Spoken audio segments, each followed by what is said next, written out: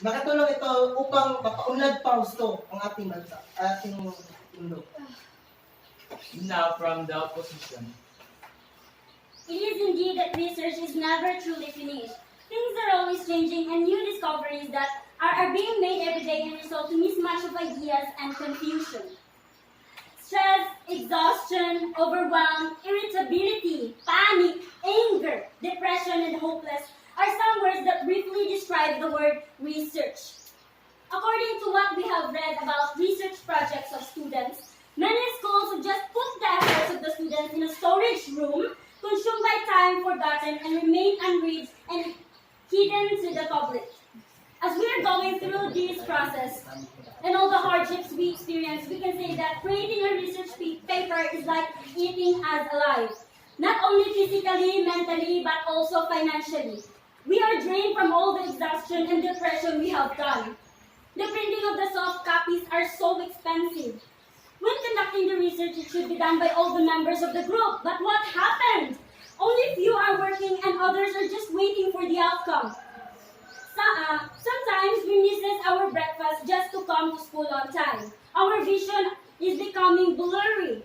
Our mind is dancing. We doesn't have enough strength to make a step, and we can't focus anymore to other subjects. So we say that no to research yet. We freshly graduated from the junior high school, and our minds are still in the field of enjoyment. That too much pressure activities are not yet for us. That's why we are here in the very front of you to stand for our reasons and beliefs. Thank you. Let's now have the rebuttals. Ang research ay hindi nagtatapos sa bawat pananaliksik ay may bagong resulta na nakukuha. Nagkakaroon ng knowledge overload, ika nga. Sa pagiging curious ng mga tao, lahat ng bagay gusto nilang malaman. Di ba ito rin ang dahilan kung bakit karamihan sa atin ngayon, o karamihan sa mga tao ngayon ay hibang? Dahil sa research at dahil sa resulta nito. Your reasons are just excuses. Kung estudyante ka, kailangan gawin mo lahat para makapagtapos ka. Kailangan, isa lang tayo estudyante. Kailangan natin makinig sa ating mga guro. Hindi natin kailangan magreklamo. Ay, isa pa, yung sinabi niyo kanina na hindi pa tayo ready. Dito tayo ready, dito tayo hinahasa para sa ating college life, para hindi na tayo masyadong mahirapan. Ganun yun. Hindi niyo ba yung maintindihan? Oo nga. Sa araw-araw, sa ating araw-araw na buwan, marami tayong natutuklasan. Yun nga ang dahilan kung bakit may research para ma-inform ang lahat tungkol dito. Yun. Thank you. May mga tao na nagiging successful sa kanilang buhay hindi dahil nakasubmit sila ng research. Now, the last part of motion in this debate is jingle. Let us now witness first from the proposition.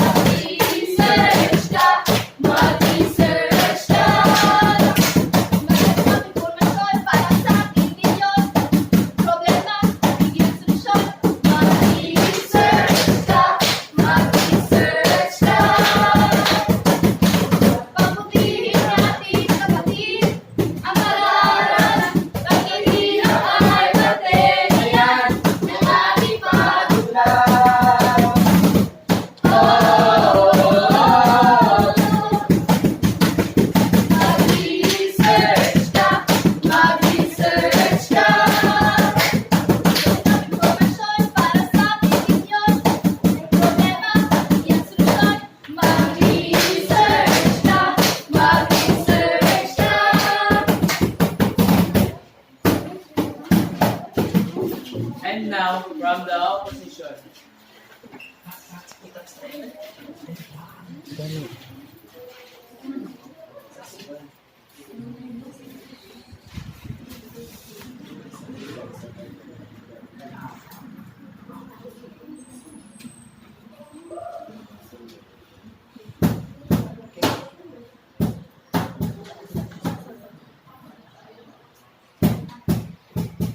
Research is defined as getting information.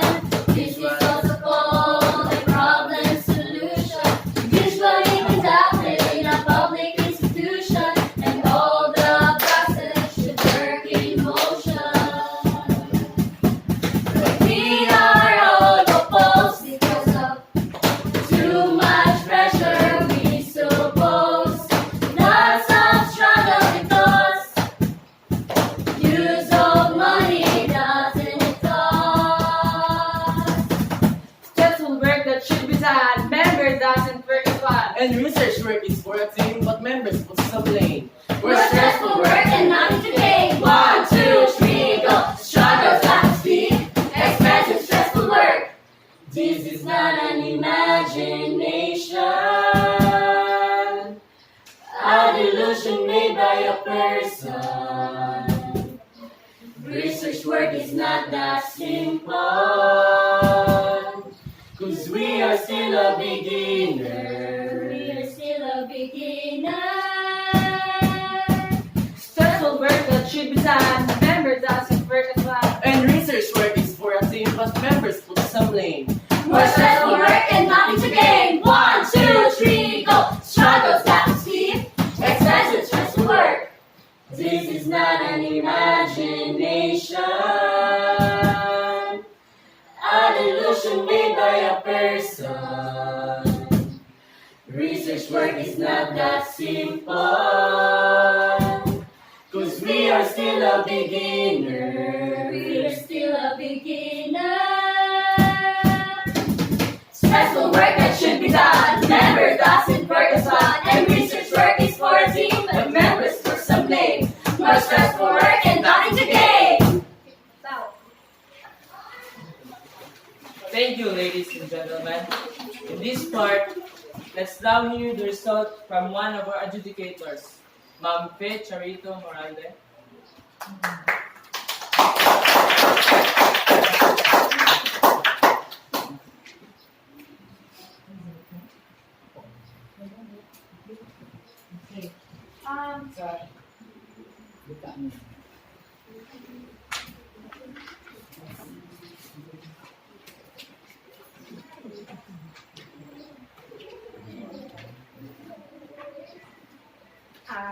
Okay, so this is the result of your what's this, overnight, or not overnight, but it's a week-long preparation of your debate. Indeed, it was a successful one, and so I wish to congratulate the proposition and the opposition. But in here, we have an unanimous decision in choosing in giving the grades, or in giving the score for the different criteria. So in here we have, or in our result, it was found out that it was the opposition who made their stand, who gave their stand in a way wherein we were convinced. Or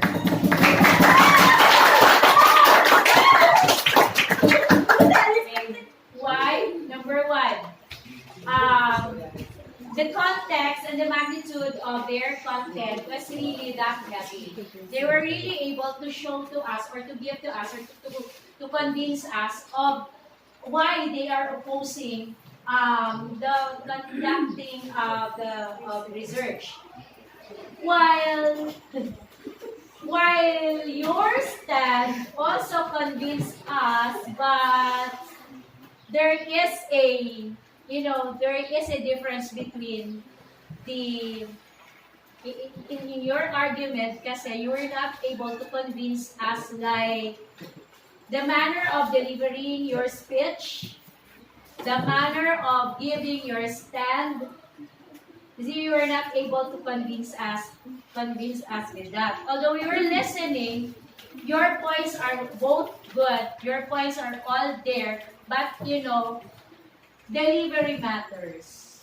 When you do a debate, or when you wanted to have something, or you wanted to convince people through this, you should give more emphasis and you should give more energy in delivering your speech. Ganyan yun. Diba? Every type Okay. of motion. Okay. Cinema awards, every type of motion. Every type. Essay, Okay, so every type of motion. arts. Yeah. Sa arts. Okay. Let's go to the arts. We also have the same conviction, sport, no? For the arts, it is given to the opposition.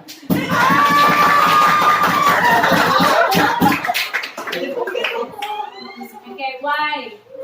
Let me explain our conviction. Why? Let us compare the work of the two. Okay?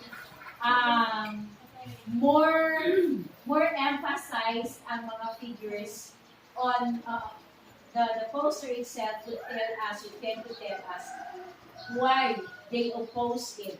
The poster itself would convince us why the opposition stood in that. Ito naman, on the part of the proposition, it was good, kaya lang, there is a difference between, yung visual effect. Okay? Visual effect. Ang visual effect kasi nito, mas mabigat kumpara dito. And, of course, the elements, the color, the shapes, the elements of design and the elements of arts which were used mas klaro with the opposition rather than the proposition. But they presented it well. Essay. Sa part naman ng essay, we also gave it to the opposition. Why? Okay, why? Content-wise, magnitude-wise, almost the same. But you failed in, yes, you failed in, this is an argumentation speech. This is convincing people. You failed in the delivery, and that gives you, that's 20% of the total score. So, delivery matters. Kahit pagkaano kaganda yung iyong speech, when it is not delivered well, then who would dare listen to you at the end? From the onset, dapat nagbigay ka na kaagad ng ganun ng energy. Dapat may impact na kaagad. So, and then give emphasis or give more emphasis on your stand, parang wala lang. Whereas, the SL on the opposition side, from the onset, they were able to capture the interest of the listeners. Okay? And for the speech, who did the speech for the opposition? You gave the speech. I am not feminist. I am not feminist, but I feel na with this, since there are two genders who gave their speeches, para bang it goes to show na mas magaling yata mag-deliver ng speech ang ladies rather than the boys. I wonder how Arnel would be telling her future sweetheart how to convince her. Kung nauutal-utal ka, ayun. That matters. Pag nag-stammer ka, when you stammer, nagmamatter yan in speeches. In giving speech, at the onset pa lang, ganun din, kagaya ng essay, when you deliver something, dapat, ano na siya, kung mako-convince mo. Because one thing that, there is a saying that, first impressions last. Kagaya din yan ng dances. When you deliver the dance in a manner na hindi siya ganun ka-convincing, the judge would tend to say, okay, ito yun, ganun na yun. But, when you capture the interest of the listeners, from the start to the ending, pakikinggan ko talaga. Okay. In your speech, sayang, because this is proposition. Ang dami-dami mong pwedeng ibigay ng mga reasons that would convince the people why do a research work. Ang dami-daming reasons. Okay? One is development, pero yun, hindi mo yun na-emphasize.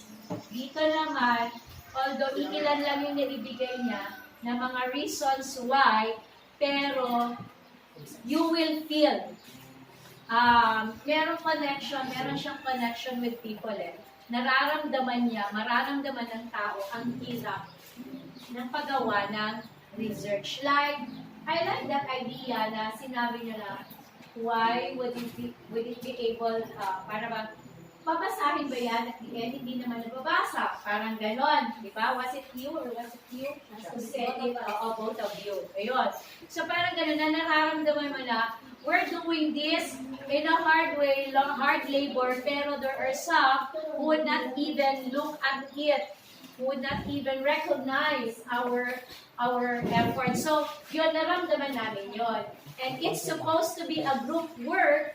Sabi ninyo, you emphasize on group work, collaborative work, pero ang nangyari, iisa dalawang tao nag-e-effort. So, doon pa lang, sa speech lang, felt na naramdaman na. Okay? So, yun. And, so, we gave it to the opposition. Jingle, last. Okay. Sa jingle,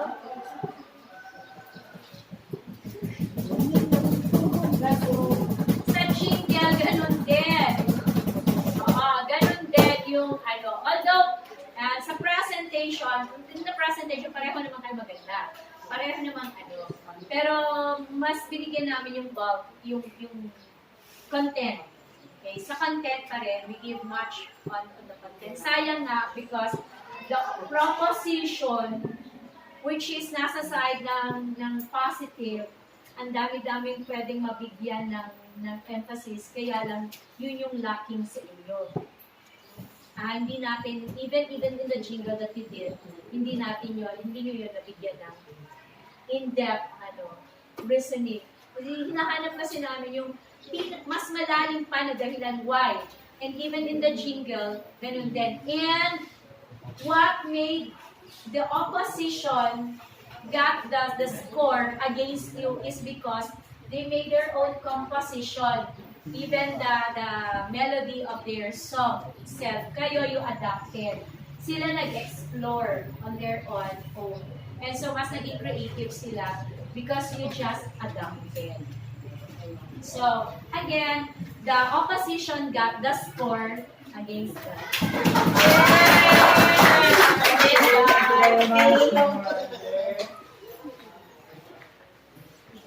Thank you, Ma'am Morale. I will now give the floor to our advisor, Sir SEAMEO. Okay. So thank you very much, ladies and gentlemen. Thank you to our opposition and congratulations for winning the stand. Congrats, the runner-ups, of course, the proposition. You know what? What matters in the debate is your conviction, the power of convincing people, the power of convincing others about your stand with regards to the topic. So once again, congratulations. And thank you very much for your participation and good morning. Thank you for coming.